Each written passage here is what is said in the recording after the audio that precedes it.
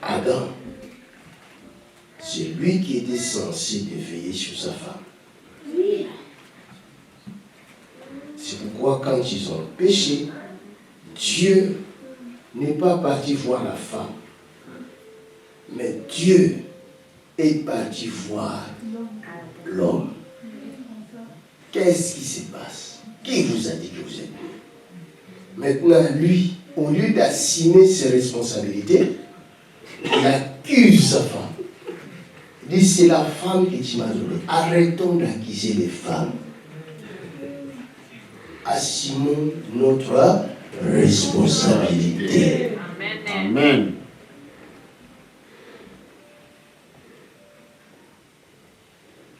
Nous ne cherchons pas Dieu.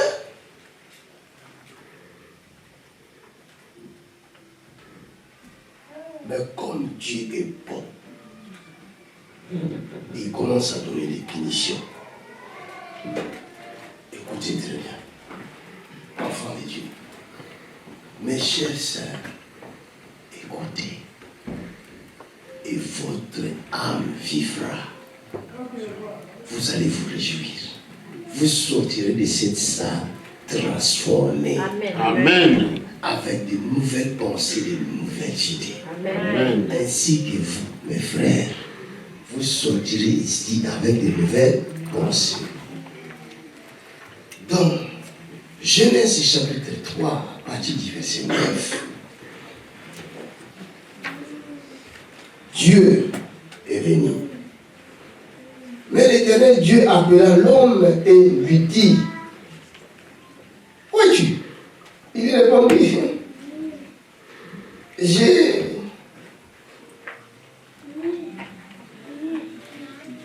entendu ta voix dans les jardins. Écoute ce qu'il dit à Dieu. Avant, il parlait avec Dieu, il n'y avait pas de problème. Et maintenant, ça devient, oh, j'ai entendu ta voix. Ah! Adam. Et puis quand tu commences à parler comme ça, tu as même changé de langage. Tu as entendu ma voix. Et c'est la première fois que tu entends ma voix. D'habitude, nous parlons sans problème. Vous savez, c'est comme ça aussi que les détectives arrêtent les gens. Et les inspecteurs, hein. Les inspecteurs, eux là, les inspecteurs, oui, ils arrêtent les gens comme ça. Rien qu'en parlant, ils peuvent savoir que cet homme cache des choses. Et il doit nous dire la vérité. Quand ta conscience ne te condamne pas, tu es libre. Beaucoup de gens font des prières, leurs prières ne sont pas exaucées. Parce que dès qu'ils commencent à prier, sa conscience le condamne. Et si ta conscience te condamne, toutes les prières que tu vas faire n'auront pas de fait. Parce que ta propre conscience te condamne. Dieu parlait avec l'homme au commencement. Comme ça, comme des amis. Mais ce jour-là, quand l'homme a péché, a désobéi à Dieu, il commence à se cacher. Beaucoup de gens se cachent. Quand on leur dit prions, ils ne savent pas prier. Parce que lui-même, dans sa tête, il sait que la vie que je mène là, ça ne sert à rien. Dieu ne va pas m'entendre. Alors quand tu vas voir ma cause, Dieu va l'utiliser puissamment avec des signes de miracles. Au lieu de comprendre que non, ce que ma cause a fait, moi je n'arrive pas à le faire. Que j'aille voir ma cause afin qu'il m'aide. Au lieu de faire au moins comme ça, non. Il veut suyer l'image de ma cause. Parce que lui, il n'a pas réussi. Laissez tomber, ça c'est des fétiches. C'est un fétiche, laisse tomber. C'est un fétiche. Et toi, qu'est-ce que tu as qui est mieux que ce qu'il fait? Parce que si moi, le fétiche, je fais ça, c'est que toi qui as Dieu, tu vas faire mieux que moi. Mais tu ne le fais pas pourquoi? Il y a un problème. Va chercher là où tu as laissé tes habits. Alléluia. Il a laissé les habits quelque part. Écoutez, j'ai entendu ta voix dans les jardins et j'ai eu peur parce que je suis nu. Oh, je me suis caché. Attends, matin, il avait des vérités terribles. Et je me suis caché. J'ai dit, Éternel Dieu dit, qui t'a pris que tu es nu? Est-ce que tu as mangé de l'arbre dont je t'avais défendu de manger? L'homme répondit, la femme que tu m'as donnée, la femme que tu as mise près de moi, m'a donné de l'arbre et j'en ai mangé. Et l'Éternel Dieu dit à la femme, pourquoi as-tu fait cela? La femme répondit, le serpent m'a séduite. Et j'en ai mangé. Tous les deux là. C'est ça qui empêche la délivrance de beaucoup de gens. Hein, je mets un peu cette parenthèse. La délivrance de beaucoup de gens est arrêtée à cause des mensonges. Bien qu'ils ont mangé, ils ont désobéi à Dieu, mais ils ne sont pas entrés dans les mensonges du diable. En réalité, ce qu'Adam disait, c'est la vérité. Il n'a pas menti. Mais il a failli à sa responsabilité. C'est ça qu'il ne savait pas. Mais c'est vrai, c'est la femme qui lui a donné le fruit. Et il en a mangé. C'est pourquoi plus tard, pour notre bien-être, pour notre réussite, Dieu va nous envoyer un deuxième Adam, la Bible dit. Et le deuxième Adam, lui, va assumer ses responsabilités jusqu'à la mort de la croix, afin de nous redonner le pouvoir qu'on avait perdu, la gloire qu'on avait perdue. Aujourd'hui, nous avons cette gloire grâce au deuxième Adam. Alléluia.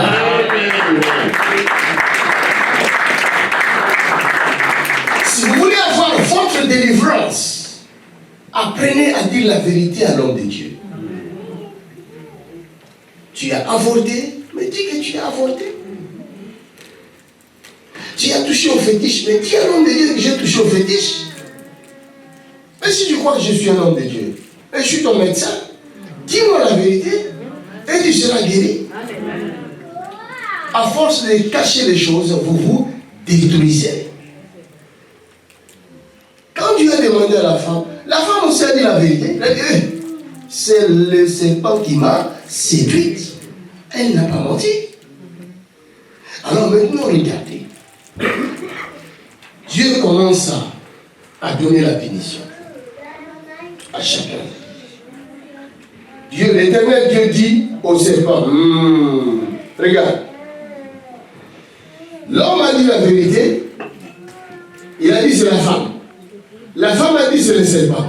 Maintenant, il est autour du serpent, il n'a personne pour montrer le doigt. Alléluia. Amen. Cet après-midi, le diable n'aura personne pour accuser. Amen.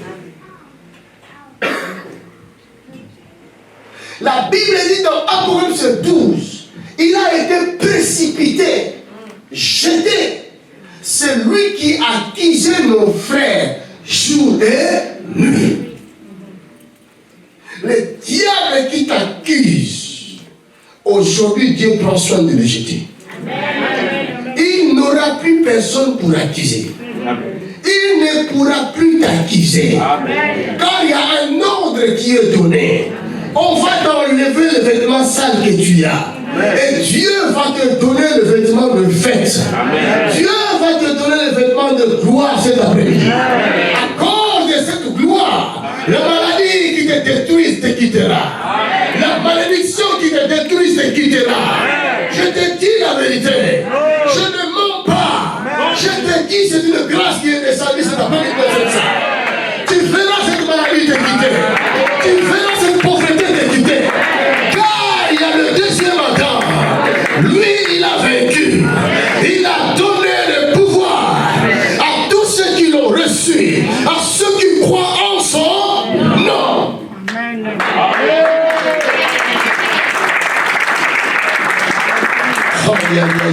Cette parole, je ne sais pas si nous amène, mais nous allons nous réjouir. Amen. L'Éternel Dieu, verset 14, dit au serpent, puisque tu as fait cela, tu seras maudit. Dieu n'a pas maudit l'homme. Je vais vous montrer ce qui est maudit. La première personne à être maudit, c'est le diable. Il dit, tu seras maudit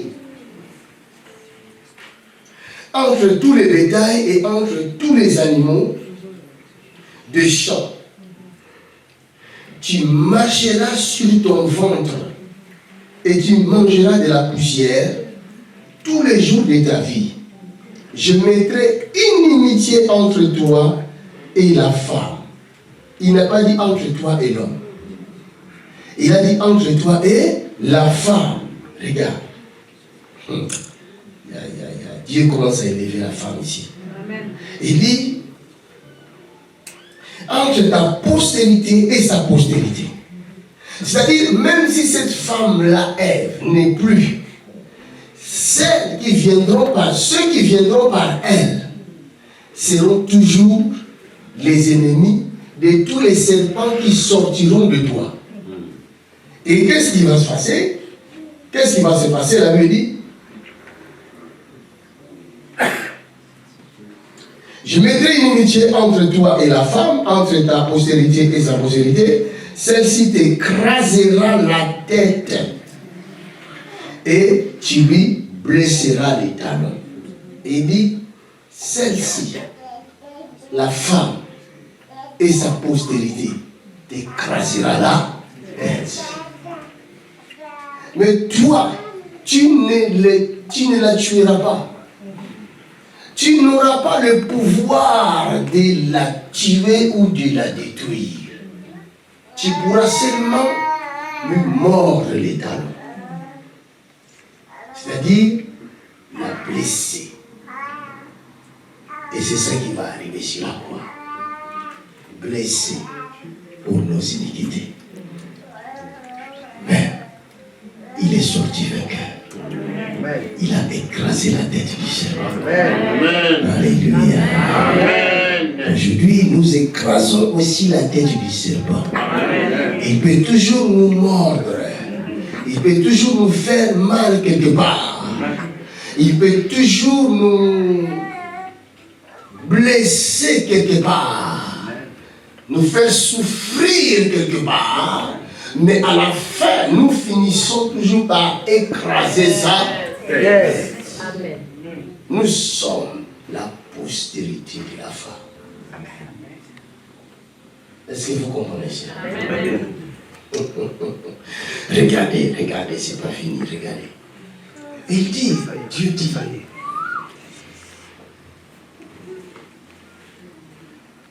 tu marcheras sur ton ventre et tu mangeras de la poussière tous les jours de ta vie. On lui donne déjà la nourriture, sa nourriture c'est la poussière. Je mettrai une inimitié entre toi et la femme, entre ta postérité et sa postérité. Celle-ci t'écrasera la tête et tu le blesseras les talons. Il dit à la femme, j'augmenterai la souffrance de tes grossesses. Tu enfanteras avec douleur et tes désirs se porteront vers ton mari, mais il dominera sur toi. Il dit à l'homme, puisque tu as écouté la voix de ta femme et que tu as mangé de l'arbre au sujet duquel je t'avais donné cet ordre, tu n'en mangeras point, le sol sera maudit.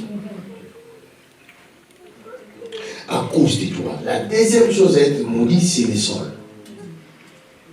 C'était le diable. Maintenant, Dieu maudit le sol.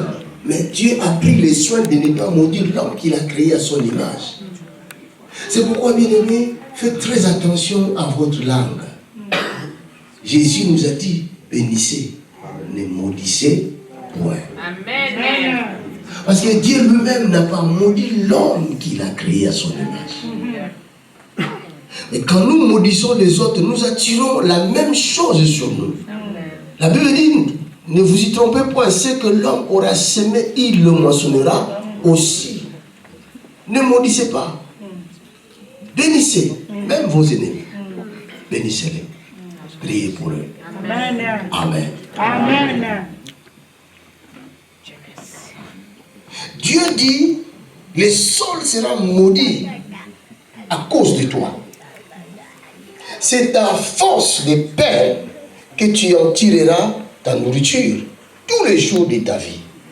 Il te produira des épines et de ronces et tu mangeras de l'herbe des champs. C'est à la sueur de ton visage que tu mangeras du pain. Écoute bien. Jusqu'à ce que tu retournes dans la terre d'où tu as été pris. Car tu es poussière et tu retourneras dans la poussière. Vous comprenez? Ça, c'était la part de qui? La part de qui? De l'homme. Est-ce que Dieu a dit à la femme, tu retourneras à la poussière? Il a dit à qui? Et pourquoi les femmes meurent aussi? Les femmes ne devraient pas mourir. Vous comprenez? Les femmes, normalement, sachez, les choses que Dieu me donne, les gens se regardent. Normalement, la mort, la punition de la mort est donnée à l'homme et non à la femme. Normalement, les femmes ne devraient pas mourir. Mais pourquoi les femmes meurent? C'est tout simplement bien. La Bible dit, si un homme sort avec une prostituée, devient avec elle une même chair. Donc, oubliez que c'est un homme, parce que je ne peux pas prendre une femme là-bas, c'est pas bien. Oubliez que c'est un homme, c'est une femme. Hein? Une prostituée. Donc, je dis là, dans le sang de Jésus, je découvre. Amen. Je découvre. Maintenant, moi je viens, je sors avec la prostituée. Donc, je deviens avec la prostituée un même corps. Ça, c'est à dire au nom de Jésus.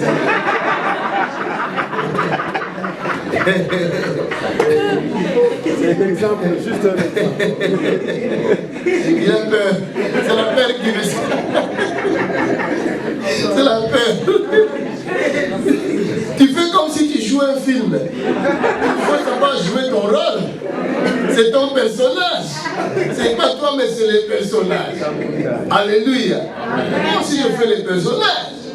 À ce moment-là, je ne dis pas que je suis prédicateur.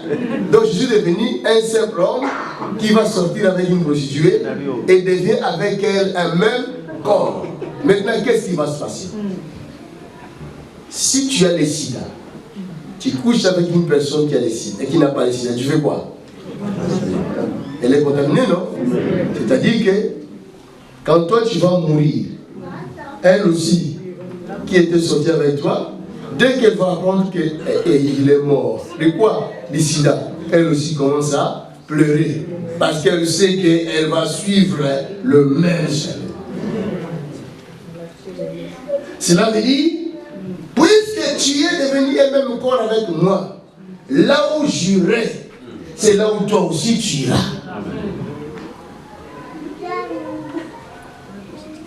Tu ne te sépareras plus de moi, c'est fini. Nous sommes devenus un seul corps. C'est ça que le Saint-Esprit nous a donné hier. En nous disant, faites très attention. Toi qui aimes sortir avec toutes les femmes du village, tu m'écoutes là où tu es. Sache-le que toutes ces femmes sont dans ton corps. Et toi, tu es dans le corps de toutes ces femmes. Et là où ces femmes iront, là où toi aussi tu vas être. Et là où tu iras, toi, là où ces femmes là aussi vont être. Alors tu es devenu comment? Un monstre. S'il y a une femme qui est partie à l'est, toi tu es aussi à l'est. L'autre est partie à l'ouest, toi tu es aussi à l'ouest. Au même moment, l'autre est partie au nord, toi aussi au nord. L'autre est partie au sud, toi aussi au sud. C'est pourquoi vous verrez beaucoup de gens. Ah, j'ai fait un rêve. Je le vis dans mon rêve. Moi aussi, je le vis dans mon rêve. Il doit être sorcier. Moi aussi, je le vis dans mon rêve. Tu es une seule personne, mais on commence à te voir partout.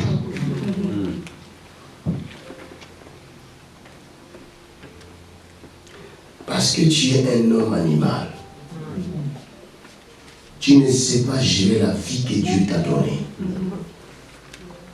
Tu as vendu ta vie au diable.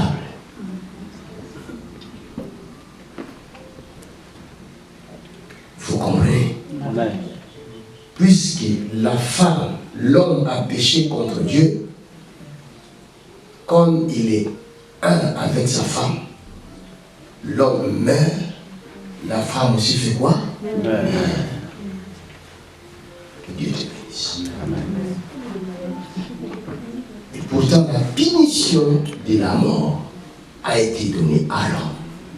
Alors, qu'est-ce que Dieu va faire? Puisque Dieu n'a pas puni la femme à mourir, mais au contraire, il a élevé la femme au-dessus du diable. Et lui a dit, tiens, tu avais séduit la femme à cause de la supériorité d'intelligence. Si la femme était plus intelligente que toi, elle n'allait pas se laisser séduire. Mais à cause de ta ruse, tu es venu séduire la femme. Désormais, la hauteur que tu avais, je te la baisse. Tu ne vas plus avoir des jambes. Tu vas ramper. Et la femme, je fais de la femme ton supérieur, ton chef. C'est pourquoi il n'est pas écrit. Assis-toi à ma droite, jusqu'à ce que je fasse de tes ennemis ton marche-pied. Et Jésus va dire à ses disciples, je vous ai donné le pouvoir. Vous marcherez sur les serpents. Vous entendez? Vous marcherez sur le serpent, sur le scorpion et sur toute la puissance du diable. Et rien ne pourra vous nuire.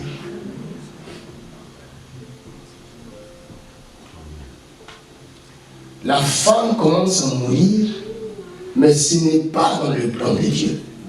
Alors le Seigneur va venir au secours de la femme en envoyant un deuxième Adam. Amen. Pour restaurer la femme qui ne doit pas mourir. Et quand le deuxième Adam est venu, il va dire à la femme qui est son église, et dit à la femme, si tu crois en moi, tu ne mourras jamais. Même quand tu meurs, tu vivras. Amen. Parce que la femme n'est pas maudite, la femme n'est pas livrée à la mort, mais à cause de l'incapacité du premier Adam, la femme s'est trouvée à la mort. Bien-aimé, si tu suis le chemin du premier Adam, tu mourras. Et quand tu mourras, tu deviendras poussière. Tu redeviendras poussière. Et en ce moment-là, le diable aura le pouvoir sur toi pour te manger. Parce qu'on lui a donné comme nourriture la poussière. Tous ceux qui pêchent sont livrés au diable comme nourriture. Il est impossible à un sorcier de manger un enfant de Dieu ou un serviteur de Dieu qui marche dans la crainte de Dieu. Pourquoi? Parce que la Bible dit, si quelqu'un est en Christ, est devenu une nouvelle créature. Autrefois, le sorcier pouvait me manger parce que j'avais la nature du premier Adam. Cette nature est donnée au diable comme nourriture. Dès que tu pêches, tu es mort. Parce que le salaire du péché, c'est la mort. L'âme qui pêche, la Bible dit, c'est celle qui mourra. Les gens qui aiment le péché se livrent à la mort. Mais le jour où tu diras, tu comprendras, ton intelligence sera renouvelée. Et tu diras aujourd'hui, Jésus vient dans ma vie, je te reçois comme Seigneur et Sauveur. Je ne vais plus marcher selon moi, mais je veux que tu me conduises. À partir de ce jour-là, c'est fini. Ta vie change. Tu deviens une autre personne. Tu deviens intouchable. Tu es devenu l'ennemi du diable. Tu es devenu le supérieur du diable. Éphésiens chapitre 1, la Bible dit ceci.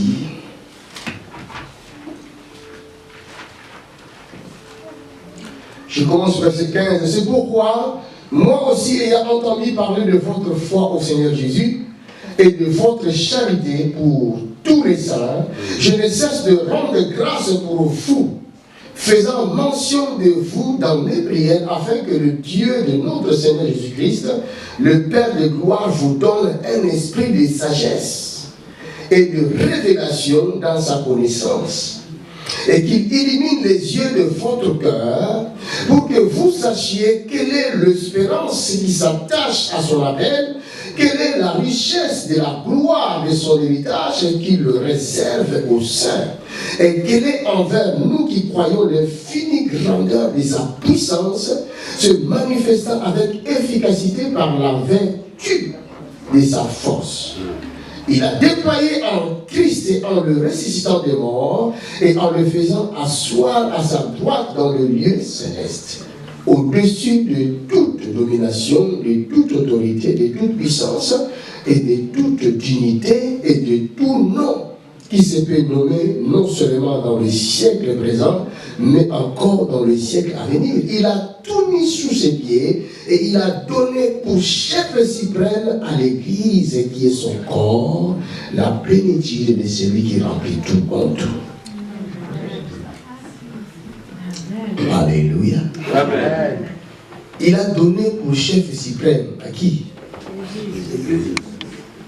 Regardez, voyez, oubliez que je suis évangéliste. Regardez-moi comme un officier de police ou un militaire. Hein? Je suis un colonel, par exemple. On veut me nommer colonel. Donc j'ai ma tenue. J'arrive devant la hiérarchie. Ce jour-là, on va me nommer colonel. Regardez. Donc j'ai ma casquette, j'ai ma tenue, j'ai mes bottes. Où est-ce qu'on va mettre les galons? Sur les épaules. Où? La Bible dit Christ, nous, l'Église, nous sommes le corps du Christ. Et Christ est la tête. Les galons, on met où? Il a donné au chef suprême à l'Église. Vous comprenez? L'autorité sur les diables, le pouvoir sur les diables, ça se trouve à l'Église. Vous comprenez? Jésus a dit, vous marcherez sur les serpents. Il parle à l'Église qui est son corps. L'Église qui est aussi son épouse. Si vous lisez toujours dans Éphésiens chapitre 5, vous allez voir là-bas, il dit, il s'est livré pour son épouse. Il est allé jusqu'à la mort de la croix pour délivrer son épouse et la rendre parfaite. Vous comprenez? Ève a été renouvelée. Ève, qui est la femme, a été restaurée. Ève a retrouvé sa place idéale que Dieu lui avait donnée dès le commencement. Ève, un être spécial. Ève, un être supérieur aux anges, je dis bien. Vous savez ça? La femme est supérieure aux anges. C'est-à-dire, c'est l'Église dont je parle. Ne cherchez pas à voir les anges. C'est une erreur. Ne cherchez pas à connaître les anges. C'est une erreur. Les anges sont à votre service. Dieu les a mis à votre service. Vous êtes le corps du Christ. Amen. Alléluia. Amen. Tu es le corps du Christ. Maintenant, dans le corps du Christ, tu dois chercher ta position. Où tu es dans le corps du Christ. C'est ça que beaucoup de gens ne savent pas. Parce qu'il n'y a pas d'intelligence. Il faut que ton intelligence soit renouvelée. Apôtre Paul dit, je vis votre foi. Je vis votre foi et je fais mention de vous dans mes prières. Parce que j'ai entendu parler de votre foi. Ces Éphésiens ont cru en Jésus-Christ. Ils avaient la foi. Ils avaient l'amour entre eux. Ils avaient la charité entre eux. Mais quand Paul le regarda, il a remarqué que ces gens, il y a quelque chose qui leur manque. Il y a beaucoup de chrétiens qui ont la charité, qui ont la foi, qui font beaucoup de choses dans le monde, qui parcourent le monde entier pour faire des œuvres caritatives. Mais il y a quelque chose qui leur manque. À la place de donner une chaise à un paralytique de pouvoir s'en servir, mais prends-lui dans la main, dis-lui lève-toi et marche. Amen. À la place de continuer à donner de l'argent à un pauvre, mais ouvre-lui les yeux. Ça ne sert à rien d'envoyer toujours de l'argent, de l'argent, de l'argent, de l'argent. Mais le jour où tu ne pourras plus travailler, qu'est-ce qu'ils vont devenir? Vous savez, des fois, à force d'envoyer de l'argent chez les gens, les pauvres, nous les poussons à rester pauvres. Vous ne savez pas que la Bible, il y a plus de bonheur de donner que de recevoir. Je prie, apôtre Paul dit, afin que le Seigneur de gloire vous ouvre les yeux et qu'il vous donne un esprit de sagesse. Afin que vous compreniez qu'en recevant Jésus comme Seigneur et Sauveur, vous ne restez plus la même personne qui était avant. Vous avez traversé la mer rouge. Vous êtes devenu une autre personne. Vous êtes devenu une autre créature. Vous étiez Simon. Vous étiez agile. Vous étiez faible. Mais en recevant Jésus, vous devenez roc. Le rocher de vagues. Vous changez de nature. Vous devenez puissant. Aucun malheur ne pourra vous atteindre. Aucune maladie ne pourra vous détruire. Vous marcherez sur le serpent. Vous marcherez sur les scorpions. Et sur toute la puissance du diable. Rien ne pourra vous nuire.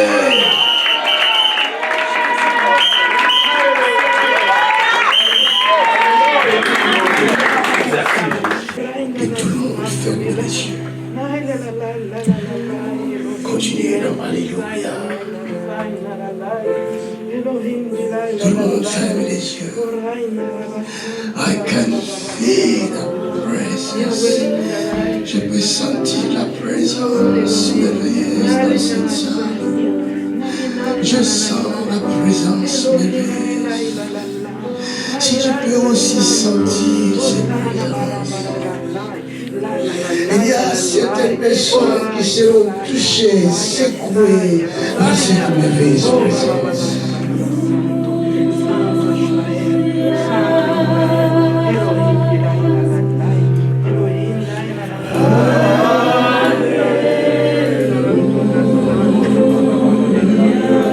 Entre dans cette présence.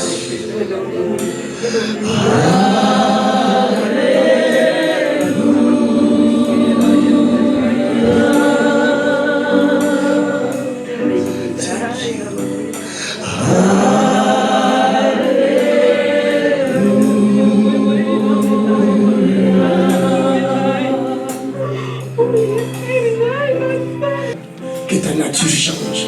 Que ta nature change. Je parle de la nature de quelqu'un qui sera changé. Waouh. C'est la puissance de Dieu. C'est la puissance de Dieu. Hey!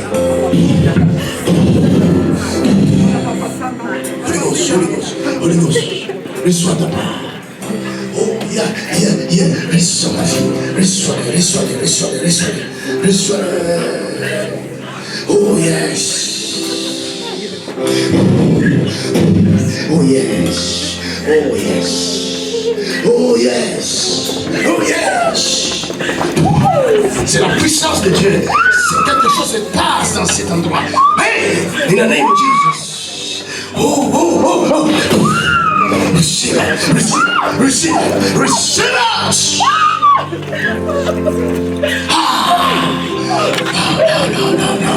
No.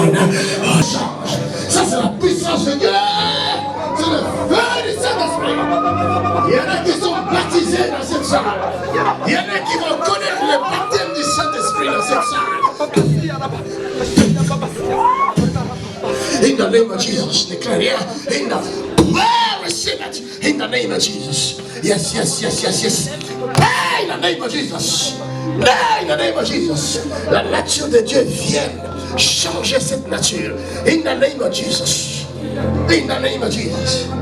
In the name of Jesus. In the name of Jesus. Plusieurs poids dans ce corps vont tomber. Ils ne vont pas se relever. In the name of Jesus. In the name of Jesus. In the name of Jesus. Oh, oh, oh, oh, oh, oh, oh, oh, oh.